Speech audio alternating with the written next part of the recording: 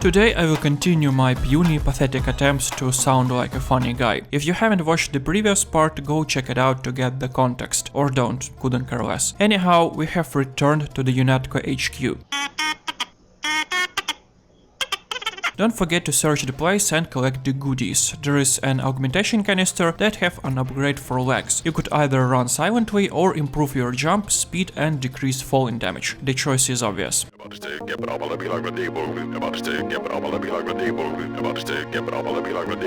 Literally the actual CNN or 4th channel news or whatever. Go to the kitchen where you can listen how Simon's saying that his eyes hurt due to augmentation. JC stated that there is no need for him to install physical upgrades for the field work like special agents, because he is a director that sits behind the desk. At this point the game doesn't bother to hide the motives of the other characters and we already can understand what will happen next. Next, go to your office, get the weapon upgrade and read the letter from Alex. He wants to speak after the debrief with Manderley. Obviously he is not very glad about Paul's betrayal and how we handled it. He tells us one significant detail. Powerful people have activated the kill switch. It seems every agent gets it with augmentations and they can activate it any moment if they want to. Presumably our brother is dead now and we are being told that GC should be a good boy if he doesn't want to be next. Go to Manderley's bathroom and take another weapon upgrade. Our next mission is to head to Hong Kong, but our brother, surprise surprise, is alive. He wants to meet us in Hell's Kitchen, New York. Paul asks to help the rebels and send a message to terrorists in France. Don't forget to check the corners, there are a lot of ammunition on the way. Also, there is a nano key in the bathroom inside the hangar. Women bathroom, of course, this is Deus Ex after all. There are two soldiers upstairs having a lovely chat about the reasoning behind life. The uniforms.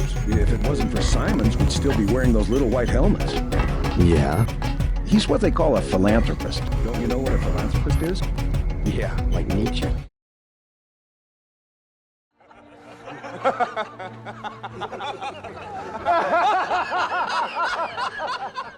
Honestly, I have read some of Nietzsche's work, for example, Dos Spock Zarathustra. I can't recommend it for everybody because many of the ideas in this book is, well, questionable, like the author himself, especially his behavior towards wife. Get to the 3rd floor, turn on the ventilation, clear the gases in a room with terminal, then hack it and open the door to the basement. There we need to find confirmation that Paul isn't lying. It involves cock and ball torture applications in addition with platforming, or you can just run through the defense like I did after my mental breakdown. If you have enough lockpicks, there is an augmentation canister behind one of the doors here. The data we will find will confirm that Paul is right. UNATCO indeed is corrupt and involved in questionable deeds. Get to the roof where we need to send a message to the rebels. Once you do it, Simons will order to kill you, because he doesn't even want to wait for our kill switch to work. Don't get back to Paul straight away yet. We've got a few things to finish on this location. Firstly, we can go to a basketball court, then break through or lockpick this container and go to underground parking lot. There you can grab some goodies and meet with a smuggler. He can sell you a few nice items. On the 2nd floor there is a security pad that will open a door with another mods. Then we can complete quests related to JoJo.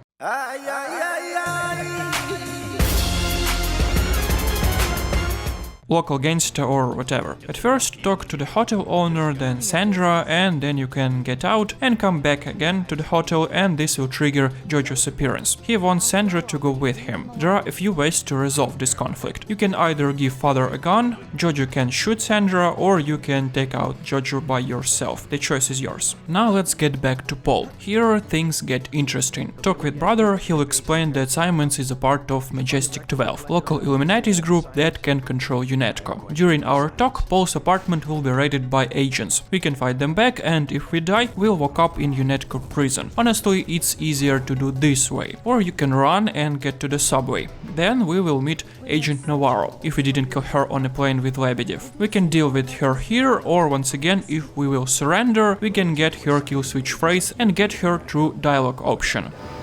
Well, well.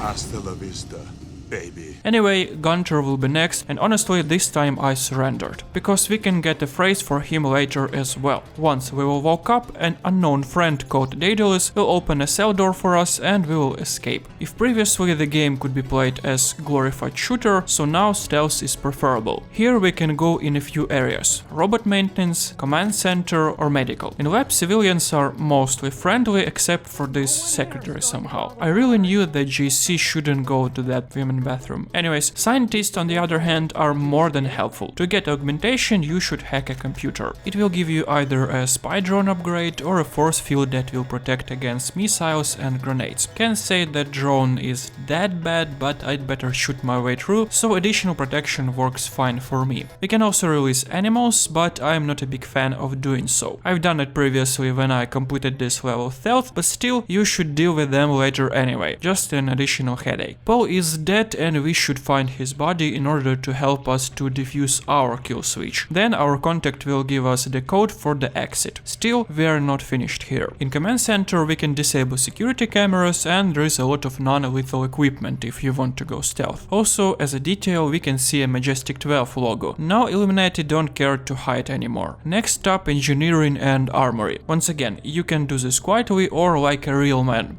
I mean, cyborg. A few guards and basically you are done. If you haven't picked hacking skill yet, the guard bot on the first floor could be taken out with an MP grenade. In any case, I highly recommend you to swoop the place. There is a lot of good stuff here. Same for the armory. Take as many goodies as you can. Some of them you'd probably use in the next corridor if you want to reprogram the bots. Once you'll be done, recharge, heal up and go straight for the exit. It would seem we are at UNETCO base. Talk to Jamie and ask him to come with us to Hong Kong. He'll give us an augmentation canister which provides either regeneration or force shield. I picked regen because I don't want to upgrade medicine, so it won't be needed for me to carry medkits all the time. Talk with Alex. At first it seemed that he was Daedalus, the guy that helped us escape, but he said it wasn't him. Alex will give us the key that will help us escape. Go talk with Manderley. Even if you don't want to kill him, he will attack you in your back. Nice you not go in a few weeks. Simons will turn it into his own private army.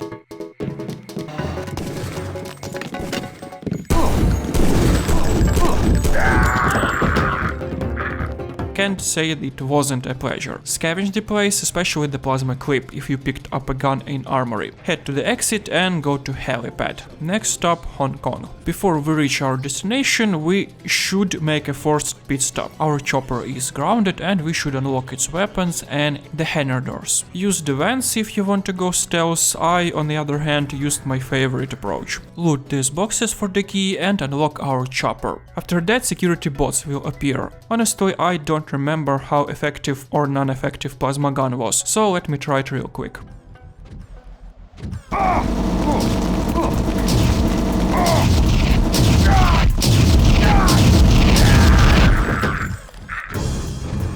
Well, it sucks. In any case, go through the vents and spray poisonous gas if you want to get rid of guards, or additional 50 skill points. I would hardly recommend you to get on a roof and take a gap gun. That one-shots pretty much everything for now. Finally, Hong Kong. I love these few following missions. They are moody and gives you some breather after a few stressful levels. Firstly, get to the storage and open the secret hatch. Password is 22. Then check out Doggy and Kitty. You better fix my entire life, you little shit. Please, look around. 2? Yes, there is something to brighten up the lab. VersaLife? Get through police station, the numbers for the keypad are 911, and find Tracer Tong near Luminous Path compound. For guidance, you can look for Tenoch Road signs. As usual, to get to the boss, you need to do some business first. It seems that Triad Gang's at war and someone has stolen a unique sword from Red Arrow Gang and blamed our boys. Go to Tenoch Road and look for Miss Maggie Chow. She's in Queen's Towers. If you have hacking skills, disable the cameras and open the doors. Then go for the elevator. This friendly lady will tell us that she was in love with our brother Paul and will make a whole theatric performance once she finds out that he's dead. UNATCO agents killed him. I'm sorry. I understand how you must feel.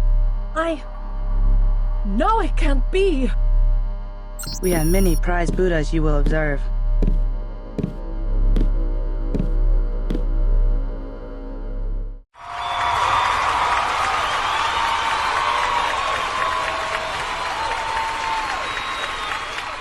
She will tell us that our triad boys work with Majestic 12, the bad Illuminati. Yeah, about that. Her computer tells us otherwise. If you're curious enough, you will find the secret door where actually the sword is located. As usual, I pick the silent approach. Finally, a Jedi sword. Good. Now take the sword to Max Jin. Tracer told us to take it to another gain and end the war, because at first Red Arrow have stolen it from Majestic 12, then someone killed their leader and stolen it secondhand. They think it was Luminous Path. I wanted to have a chat with Miss Chow, but she was long gone by that time. Probably she was extremely busy. Anyway, get to Lucky Monkey, kinda atmospheric strip club. Talk to the leader of Red Arrow gang in the back room. He will cease fire for the time being, and of course the club will be attacked by mechs. Can't say that they are a big of a threat, at least for now. They drop biotic cells, extremely needy resource since I use regeneration a lot. Get back to Luminous Path compound and talk to Tracer Tong. He will remove our kill switch. Joe Biden, wake up. Joe Biden, wake up. 9/11. Today's same day, what happened 2001. This is Wally POK, Hanakin, Actual Pashikosan, Texas, USA, 24/7 every day. Wake up in USA. Before or after that, look around the compound. It has a lot of goodies. Talk with Alex, he moved to Hong Kong if you talked to him previously at UNETCO headquarters. Our next task is to infiltrate into VersaLife, basically to get the schematics of the Jedi sword. Thus, we could give it to all triads. That presumably will stop the war for good. VersaLife is located near Monkey Bar. You have clearance for the first 3 levels, but we need to get to the labs. There are a few ways to do it. Either pay 2000 credits to corrupt supervisor, or kill him and another worker will give you the clearance. Why he wants it? All guys that worked here got sick with artificial grey death and died. This facility is highly secretive, they send someone to States, so they infect their workers once they're done with their jobs. This dude is sick already, so he wants his revenge. I'm all in justice for hard-working Fox, so it's not about the money, it's about sending a message. Surprisingly, corporate incursion wasn't that hard. This lab was shown in the first cutscene, if you remember. To get the data we need, hack the security panel hidden in the monument, or just find the code in the kitchen. Our data is located in the big room. Get on the elevator and hack the computer. Then download the info. Once you do that, they'll sound the alarm. Don't worry, there is not much of a threat here. Bunch of soldiers, one commando at the exit, and a new type of the enemy, agents. A bit tougher, but the most annoying part, they explode after death. Use your sword to save the ammo, you will one-hit most of the security here even without the upgrades. I would hardly advise you to check out the room with augmentation canisters. You can either find the code for the door, key, or simply hack the terminal. If you have no hacking skill, watch out for the radiation in the chamber. Honestly, after I got the regeneration, the game became fairly easy at this point. Also, don't miss the reference from They Live. After that, get back to the compound. Head to the temple nearby. Triads will make their alliance official. Then Tracer Tong will ask us for another trip to the labs. The same entry, you'll ask? No, of course there is another, simpler way that we couldn't use the first time somehow, yes. Anyway, go to Canal Road and use the given code. After that, Daedalus will tell us another one that would be needed to destroy the facility for good. I forgot to mention, this guy that helped us presumably is a resurrected AI that was shut down some time ago. For now, it helps us. In the labs you'll meet a few security bots and a couple of commandos. I have plenty of rockets, so it's not a problem for me. Next, upload the data and go done. Don't forget to hack the containers that holds augments and one upgrade. You can install them shortly after. There is a bot down the ladder. At the bottom we will meet Maggie. What a pleasant surprise. It's over, Jesse. Can't stand this and not throw her down. Also, I can't overstate how good this sword is. Just piece of art. Once you enter the code, the labs will explode.